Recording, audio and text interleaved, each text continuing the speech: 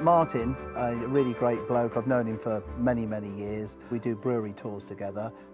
He offered to be our Saxon warrior. He does lots of reenacting, and we were very lucky to get him. He gave up his valuable time, and he did a magnificent job all the way through the film. I reckon, just till it just starts to tweak as a bow just through the top there, I reckon that's a good place, that'd be fantastic. I'm just going to let the sun come out. Dark. Margaret, again, good friends of us, known very well in the village for riding her horse up and down the village every day, offered to be our Minster Lovell for our low-level riding through the ford sequence.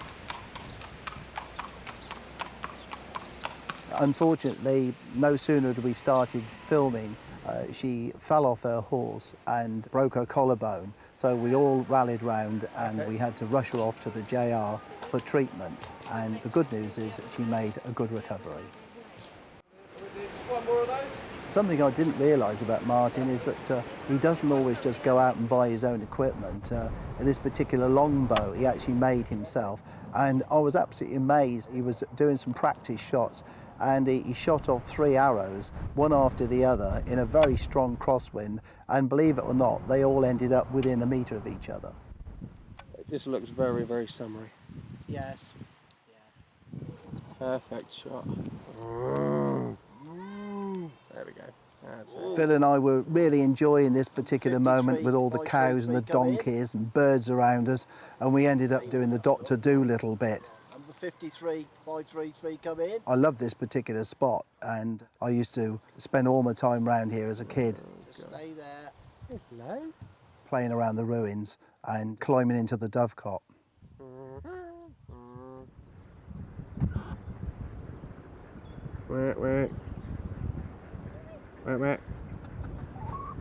Oh, he's clucking quite well. The chickens never had it so good. We gave them so much sweet corn that they'd do anything for us. Come on, hurry up, innit? We just had to have some Cotswold sheep in the film, so we went all the way to Cotswold Farm Park at Guyton Power, where Adam from Countryfile very kindly let us film his sheep. Unfortunately, it just sheeted down with rain all day, and as you can see, the sheep seemed to be all right, squatting about freely wherever they felt. Honestly. The medieval banquet in the Old Swan, I must admit, was one of my favourite pieces. Roger Coggins, one of my friends from Cornwall, produced the drapes for us to go behind the large chairs which acted as a backdrop to the banquet decorations. Chris and Janet Thorne from High Wycombe very kindly gave up their time to come down with some medieval instruments and give us some fantastic background music.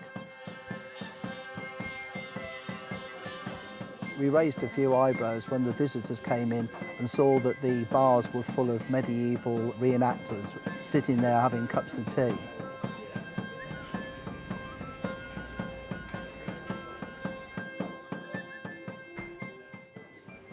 Phil's joining in the celebrations now and enjoying the banquet. He's given up filming and now he's taken control and pretending he's Lord Lovell. You didn't play me, you did to hold it in. I think we may have a health and safety issue here, but luckily we sorted it all out and everything went okay. I think we tell people, you hear a funny sound, go, right.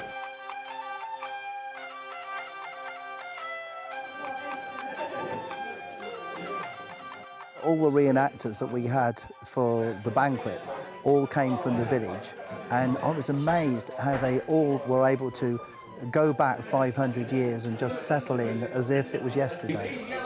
Thank you, Lord, for the friends we meet. Thank you, Lord, for the sun above. Thank you, Lord, for all your love. I think part of the reason was that the food was very good. Lashings of soup to start with. You're making a laugh, I'm going to have to do it again, sorry. I could see you biting your cheeks. And then out came the nice roast chickens. I think they were the poussons, and yes, potatoes as well. I think we were just about 150 years too early. I've actually been involved in preparing and producing medieval banquets in the past for private functions, but this particular event was made by the fact that we had real live minstrels and everybody made a real effort to dress up and get their costumes looking absolutely spot on. And the staff at the Old Swan were absolutely magnificent. They couldn't have helped us more. You be careful, it might happen. Another one of my volunteers for the banquet was Ray from Bampton. And believe it or not, he's dancing away, and he is, in fact, the Bampton Morris Fool.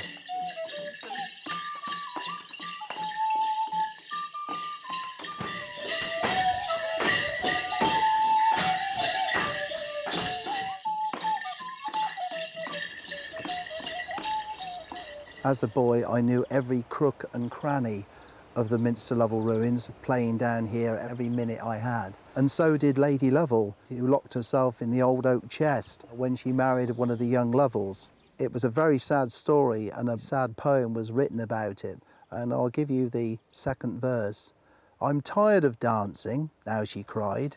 "Here tarry a while, I'll hide, and Lovell, be sure you're the first to trace the clue to my secret lurking place." So off she ran, and her friends began each tower to search and each nook to scan. And Lovell cried, "Oh, where dost thou hide? I'm lonesome without thee, my own dear bride." Very sad. They never did find her. Hello, Phil. How are you doing? You just checking the lens for us? Jolly good. The old village school, now a private house. Yes, I went there. Bad memories in some respects. I just hated that warm milk in the morning break and the killer cook, the local dentist who came to take our teeth out once a year. Oh, horrible. Oh, the girls are having a great time. They're still playing the same games, just what we did 60 years ago. We only had concrete to run around on. I think my favourite game was football, but I did actually like skipping. It was quite good. We were absolutely taken over by football. We'd play on Wash Meadow. We'd all have a good cry. If the match was cancelled on a Saturday because of rain, what would you do? No one touch the ball!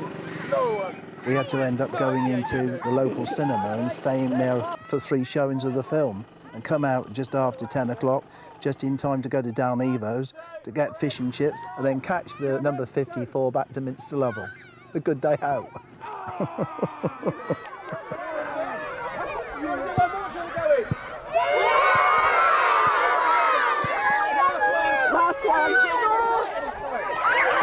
The kids were quite well behaved to start with. When Phil started to get them all riled up, they rose to the occasion, and of course then it was absolute havoc. And the poor headmaster and his assistants had a job to settle them down for later on in the afternoon. 2, 1, go!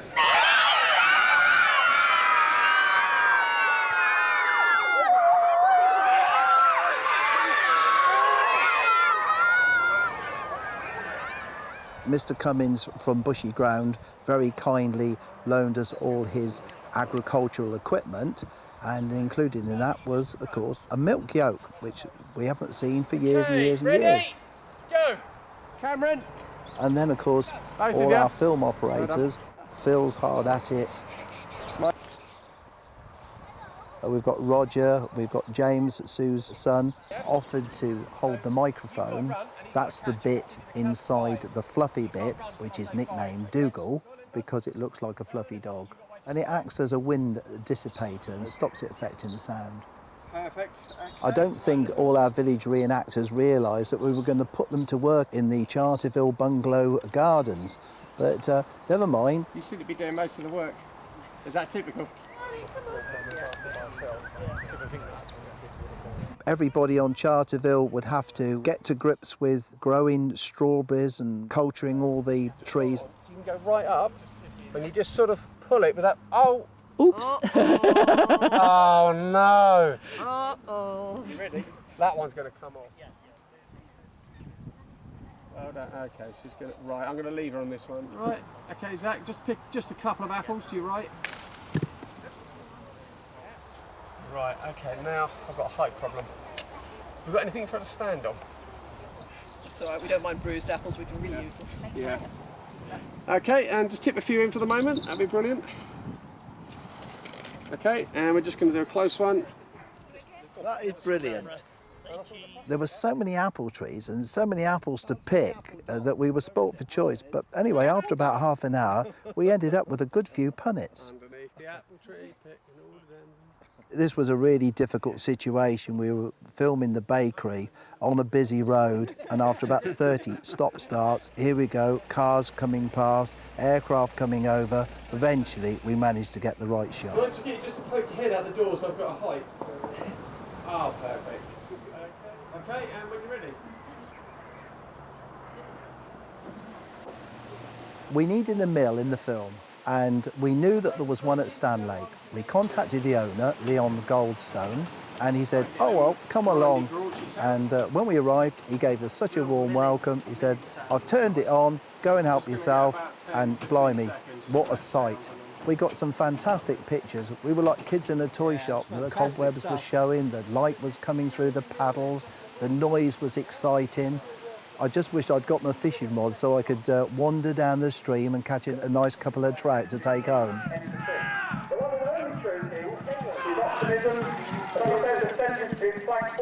Francis Lovell fought at the Battle of Stoke, but we had to film it with reenactors at Bosworth.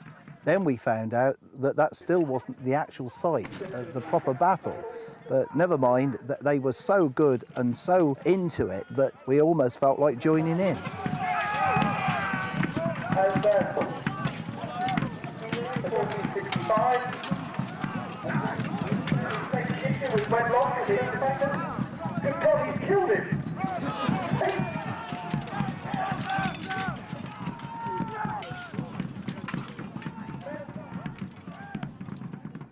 I think the best shot of the village is looking up the high street with the rosary on the left-hand side, followed by Lovell Cottage and Tulloch's house. And we use this scene for our Victorian setting. Action, apparently. Okay, action! When I was a boy, I used to mow the lawns in front of Jack Straw's cottage for 2 and 6. And if I made a really good job, I used to get an extra shilling. I think we're getting a bit of a crowd gathering round now, watching the congregation come out of the Methodist church. If you look closely, you might see yourself popping out the front door. You okay with that? Yeah, that's fine. We filmed the crayfishing scene inside the mill gardens, a beautiful spot just by the sluice gates. Crayfishing was a very common pursuit back in medieval times, right up until the 19th century. In fact, all the nets would be lined up along the streets, and there was this awful smell in the air, this fishy smell. It's still quite popular today. Right, okay, if you don't, just do a dunk in and then pull out exactly where you had it. And if you go crayfishing these days, you're more likely to get the American crayfish, which is far more dominant than the English ones. We finally managed to get inside one of the Charterville cottages, and you'll notice that the windows are quite small, but it gave off some really good lighting and showed Mrs. Saunders carefully sewing up a pair of the finest quality gloves. Most of the Charterville cottages had 2 to 4 acres of land, most of the cultivated area being at the rear of the cottage. And you can see that David and John Haley are busy using all the old farm equipment to pull in the hay. Daly and John Haley volunteered to be our farm labourers, and they are descendants of the original Charterville cottagers. Each cottage had at least 2 to 4 acres, 1 acre being the size of a football pitch, a huge area for small families to cultivate, probably only with 1 horse and a simple little plough. But they made some sort of a living, but many of them just didn't survive, and they just moved back to their old homes. Just doing a few tight close-ups, so it's quite good, the digging and stuff. Oh, it's fantastic. You probably recognise this gentleman. It's Jim. He's a very popular and amiable guy in the village. He's always trying to get you to win the lottery, and this week it could be you. We just love cricket in the village. Everybody gathers round. We have a great time, especially when the ball goes in the river. For me, I prefer the cricket tees.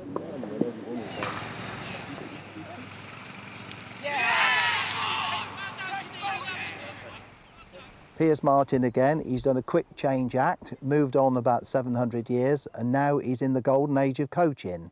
He's showing off his big horn, which he's just about to blow to us. No, I'm just not going to get the top note, sorry. This was used by one of the guys on the top of the coach, and it warned people of the arrival of the coach, or to tell people to get out of the way. The coach is coming. Bit more? Yeah, there we go. Perfect. Bloody hell, that's going to make a powder. I better blow some of that off. That'd be a fun one. Is it? Martin's the proud owner of a blunderbuss, which one of the guardsmen would use on top of the coach to keep away all the robbers that were desperate to rob the mail coach. I was just itching to just see that black powder explode in the barrel, and I couldn't wait for the gun to go off. Oi! We should have your noise out, Graham. I want that noise. Okay, go in 3, 2, 1.